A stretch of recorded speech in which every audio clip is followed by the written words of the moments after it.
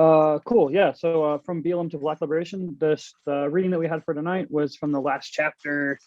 Can y'all still see my streets, my face at all? Cool. What's from the last chapter of this book? By Kyungi Matsutoda. We just finished it up for the RSN.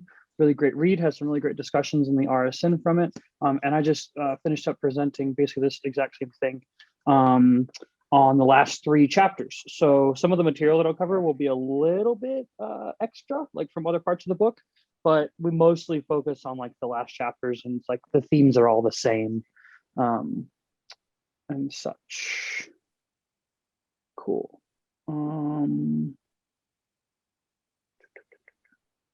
Sorry, let me adjust this real quick. Cool. So the fifth chapter, this is over like the 7th chapter. The 5th chapter talks a lot about Barack Obama. We don't have to go into that a whole lot, other than to talk about Barack Obama being the end of an illusion. This illusion of Black liberalism being a means towards Black liberation, or like basically siding with the state, basically, supporting a Black Democrat as not just as an act of kind of like of electoral participation, but as a revolutionary strategy towards or as a strategy towards Black liberation. So Barack Obama polls really, really high with the Black community, always has and probably always will. He comes with that high polls with a double-edged sword. On the one hand, he gave massive amounts of bailout money to the banks and to the real estate conglomerates after the 2008 housing crisis. And yeah, just gave away tons and tons of taxpayer money, not just free money, but taxpayer money. And then simultaneously, the other side of that sword is that he basically only really ever gave like Black communities just kind of like a good stern scolding,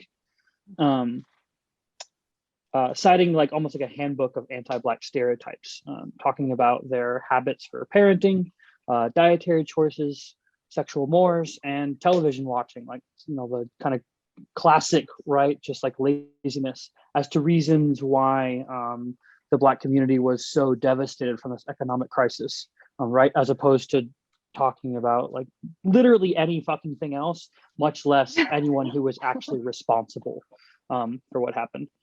This left the Black community, the Black political community, within a really choked political space, because they had put so much behind Barack Obama as as a strategy for Black liberation, that this kind of constrained the rest of like the Black political community from really commenting, right? Because they're kind of like their poster child, like kind of the representative of their viewpoint, was so backwards in this time period. Yeah, all that Obama really has was moral uplift for Black and brown people. This was a massive, massive failure of what MLK calls of integration into a burning house, of wanting to have Black representation and Black integration into bourgeois institutions, such as the state, or we can also extend this to talk about corporate elites, right? Black CEOs, Black heads of industry, Black business owners, this kind of thing. The Black political establishment, led by Obama, had shown over and over that it was not capable of the most basic task, keeping Black children alive. Cool. So to kind of like get in like some more general themes that the last chapter at the end of this book talks about. The first one is just liberalism in general, specifically like Black liberalism, which is the context of the book. To cite the problem as a lack of Black representation in public-private institutions is kind of the analytic base of this strategy. And it's an easy solution, right? You just elect more Black people, or you like get more Black representation within public and private institutions. It's a pretty direct one-to-one kind of solution. And this is like primarily represented by what's referred to in the book as the old guard of the civil rights movement. Most notably these days as Al Sharpton and Jesse Jackson. And these are kind of like the big heads from, I guess, what's his name would be on that list too? What was the guy's name who died not too long ago? like anyways, whatever, I can't think of his name. But there was like another guy who was like kind of the other like prominent. Did somebody put it in the chat? I'm curious. John Lewis. Thank you, Sarah. Yeah, or everyone else. Damn, I guess the only person who can think. Anyways, yeah, I think John Lewis is kind of on that short list as well. So yeah, the old guard of the civil rights movement. So they come into Ferguson whenever BLM is kicking off, or whenever the rebellion of Ferguson is kicking off, and they're pretty quickly met with a very like kind of hard abstention from them, both as figures but also their strategy of Black liberalism. One protester was quoted as saying, "They don't represent us. We're here for a new movement, and we've got us some warriors." Yeah, some warriors out here, which I fucking love. You know, identifying as fighters, identifying as like we always talk about, as in opposition to the structures that be, in opposition to the powers that be, as opposed to trying to get along with those structures or get along with those powers. Right? We want to be really clear and concise that like we are at war. Al Sharpton goes into kind of goes in on these the protesters and those that are organizing civil unrest, civil disobedience, all these protests in Ferguson. Refers to them as provocateurs, and then even like goes so far to call them pimps and hoes, referring to this like relationship between the organizers and the people that are in the organizations. A really nasty. That's the quotes in the book, but I didn't bother putting it. It's just like nasty. Just gets real nasty. And once again, like playing this narrative that that some of us are familiar with, right? There's good protesters and there's bad rioters. There's people that are correctly expressing their constitutional rights or whatever, and there's all the bad riffraff that's out there trying to riot and tear up our good society. Which is exactly what we're trying to do. Much more concerned with condemning protesters than addressing the reasons why these protesters were out there in the first place. We see this a lot in regards to the old guard, in regards to liberalism, is rather than addressing the problems that people are in the streets for, or addressing the causes as to why people are upset, rather they would lambast and tear down the people that are in the streets upset. The VIP badges and huge donors was just kind of like a big like a corporatization or whatever of like the Ferguson movement, where Al Sharpton would hold big like charity banquets and stuff. But I'll talk about that. Yeah, and I also just wanted to touch on the Revolutionary Martyrs. This isn't to say that there weren't civil rights leaders that were strong, powerful, potent revolutionaries that would stop at nothing short other than Black liberation. You know, we can talk about MLK and Malcolm X and Fred Hampton and Ashada Shakur, and you know, there's a long list there. But these ended up as martyrs so much, and so now the civil rights movement and the Black liberation movement was kind of dwindled down into merely being represented by these liberal viewpoints. This is a quote that's taken from that someone's quoted it in that movie 13th. We shouldn't ask why Bill Clinton is so strong. This is after the '94 crime bill. We should ask, why is the Black community so weak in our ability to defend ourselves? Let's not forget how many martyrs we put in the ground in the 60s and 70s. Let's not forget how many of our leaders had to leave the country or are in prison. You stripped out a whole generation of leadership. You ran them out of the country and you put them in prison and put them in cemeteries. And then you unleashed this blitzkrieg, and we don't have the ability to defend ourselves. You can tell the story of white leadership in America and never mention the FBI once. You can't tell the story of Black leadership, not one, without having to deal with the full weight of the criminal justice system weaponizing its Black dissent. I think it's an important thing to remember that that the old guard wasn't always like this. Rather, they were quite, they were murdered out of existence, which is, something we always have to remember in our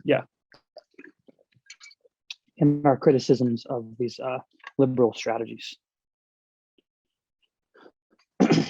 The next thing the book talks about is separatism and utopianism. I draw the connection between separatism and liberalism in the sense that liberalism is a strategy for Black liberation as separatism or utopianism, I guess. This is the idea that like they can carve out safe spaces within structures bathed in the blood of ancestors, right? The idea that we can take these bourgeois institutions, these capitalist institutions that are rooted at their very core in racism and exploitation and oppression, and we can find a nice little like safe cocoon within inside of it. This is the exact same logic that we see groups like Black Hammer participating in, is trying to separate and like move into the mountains to like separate to separate themselves and to escape the oppression. There's 45 million people in poverty in the United States, and there's 400 billionaires.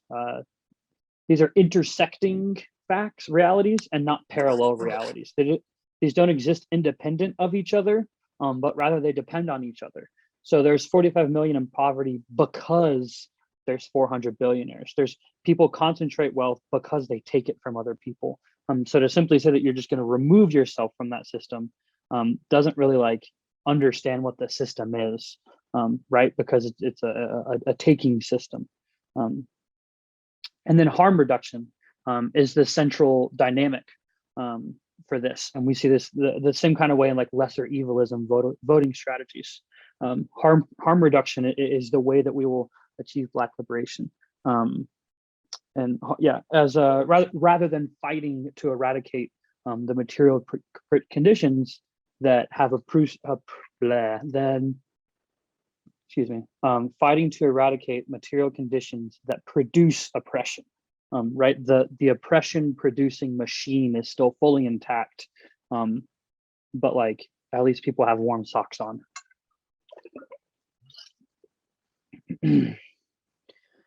Moment to movement. The book also talks about kind of like how to take a moment, talking about Mike Brown's killing in Ferguson. You know, when we could use any other examples, Elijah McClain or George Floyd, and how to turn that into a movement. First, I talk about the tools of the failed strategy of the old guard were so glaringly out of touch. See this as a really positive thing, as the fighters and protesters in Ferguson is immediately realizing how out of touch and tone deaf the old guard was to the needs and the desire, or the needs and the strategies of the young movement. So yeah, it's just this question of how do you move from a protest into a movement?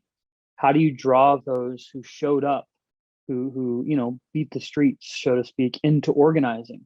I mean, if we knew that we'd be a whole lot better at this. If we knew, we'd tell you. We swear. Organizing is not organic, instinctive, or ever easy. If we think that we can all get free through individual or small group resistance, we're totally kidding ourselves. Kyungi Yamatale quotes a historian in the book. The necessity of organizations and structure of resistance that can last. Right, this is the reason why we want to organize. This is the reason why we want to move into a movement, from movement to a movement, because a movement can last. Because these structures and these organizations have the ability to withstand time and withstand individual arrests and things like that, right? Individuals get really tired. I know that we've all, or maybe not all of us, but yeah, getting burned out within protests is a big deal. Just going to too much, but that's what we want. So we gotta, yeah, building organizations that aren't just individuals that can get tired, but are interpersonally dependent and interpersonally supportive. The larger the movement, the larger the coordination necessary. The more that we get this movement along, the more we get the movement of Black liberation along, and you know the socialist revolution, the more that coordination will be part of that, will be necessarily part of that. So how do we build organizations now? How do we build with sound structures now?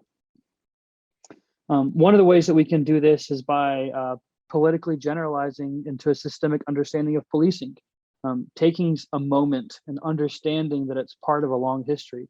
that it's part of a much longer trajectory and tradition of the racist history, the racist institution of the cops.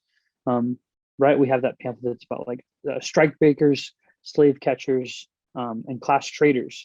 We want to connect these individual moments of BLM, of these individual moments of George Floyd, and connect them with a broader structure of capitalist oppression. And then also demands, which I think is like I can't remember if it's in the last chapter. It might be in the 6th chapter. But Kyung-Gi has a whole bit where she talks about demands. It's really, really good. But demands are difficult. They can be really hard because it's a really, really large task to name specific demands in an inherently racist system, right? And this is what we find ourselves coming up against when we like try to develop slogans for protests and stuff. Is like really the only answer is like total human liberation. Like the only answer is complete abolition of the capitalist system. But how do we get there, right? We want to like kind of build towards that. So yeah, demanding everything is the same as demanding nothing. We need to be giving a movement palatable and maybe not palatable, I don't like that word, digestible steps along the way in order to reach this goal of total human liberation. We can't leap from inactivity to changing the world in one single bound. We have to kind of, roll the wheels a little bit before we can get going. Narrowing and clarifying demands does not necessitate limiting the reach. And I think this is a really, really, really important thing to remember as we maintain the maximum of total human liberation while fighting for minimums that can achieve steps along the way. Sometimes balancing those two can get really, really hard. And there's a lot of different ways that we can make these demands or formulate these demands. There's economic things about raising minimum wage, raising healthcare. There's educate, and then there's as well as educational things, privatization of public schools, the school to prison pipeline, and standardized testing are all really great demands that help to upend the capitalist system. And then in addition to that, we want to work with organized labor, with the unions and with the workplaces that are able to challenge this system. The movement must enunciate total human liberation into digestible demands that can be worked toward on a not necessarily like a daily basis, but on a more short-term basis. And this is both like a oh shit. Sorry, this thing's always in the way. Not only do we need to have movement must into digestible demands that can be worked toward. So yeah, developing a roadmap or some semblance of a roadmap that we can point to and we can talk about as steps to move along, as well as a real plan for developing solidarity among the oppressed. Not enough to just say like, I'm an ally, but what is like a real plan for how to develop solidarity? Which talks about my next point, solidarity. Obama received maybe more racist invective than like anyone ever with like the social media era and just how like massive everything is. But he also fought really hard to increase policing, militarization in the Middle East, and as well as handing out billions to the banks that had just crashed the economy and left millions of Black people homeless. Millions of like previously home-owning Black people homeless. Should Black workers ignore this fact and unite with Obama under the premise of racial solidarity and a shared lived experience?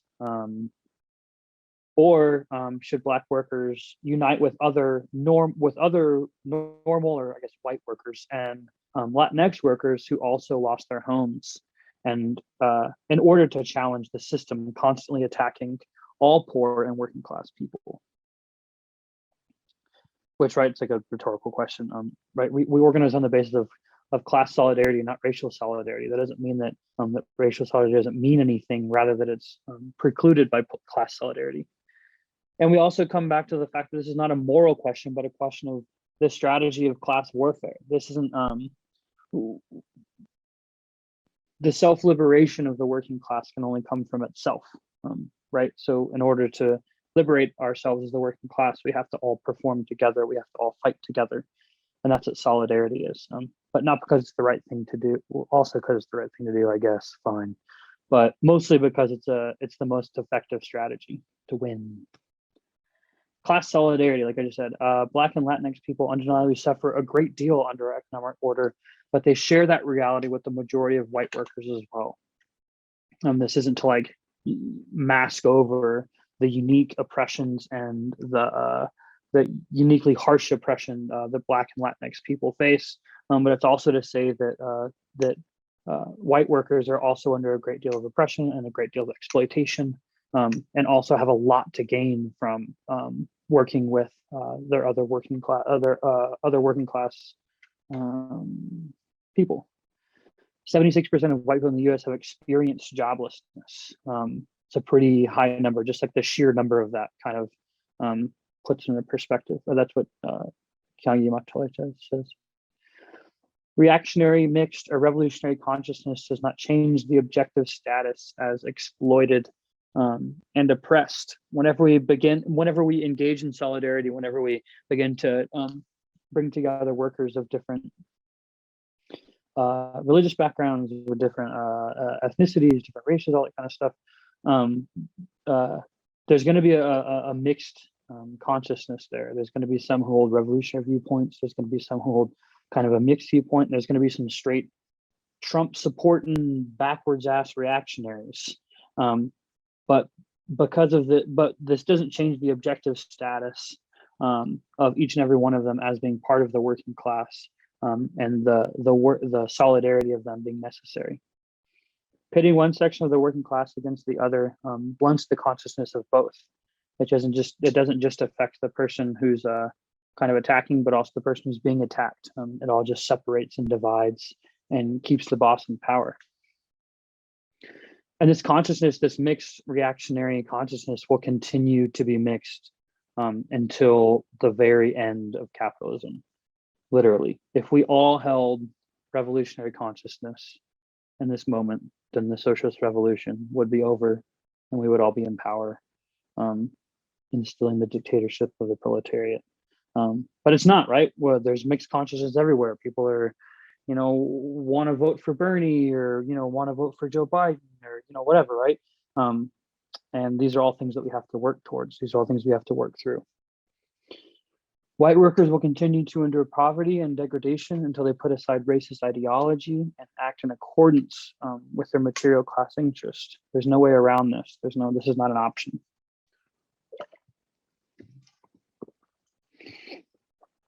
The racial divide is supported by two main ideas, or there's two causes for it. This competition between Black and white workers and the ruling class ideology, both of which we have to combat head on. This competition between Black and white workers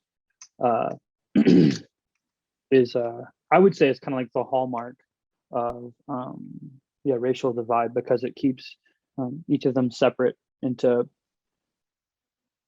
what am I trying to say here?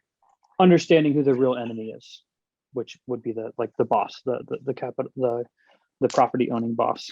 That's the real enemy that we are competing against, not other workers. And the ruling class ideology, all the stuff that talks about all this, the oblique racism.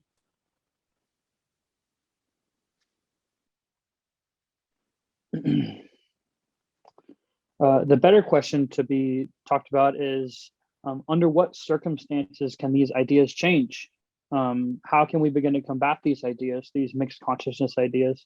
How can we begin to raise political questions, raise political arguments, and advocate for things like solidarity, advocate for things like a multicultural revolution, all this kind of stuff? And we say the answer to that struggle is engaging in organizations, is engaging with other workers, is getting into social movements, getting into labor movements, whatever it be you, and struggling with people and working to build these organizations that we talked about.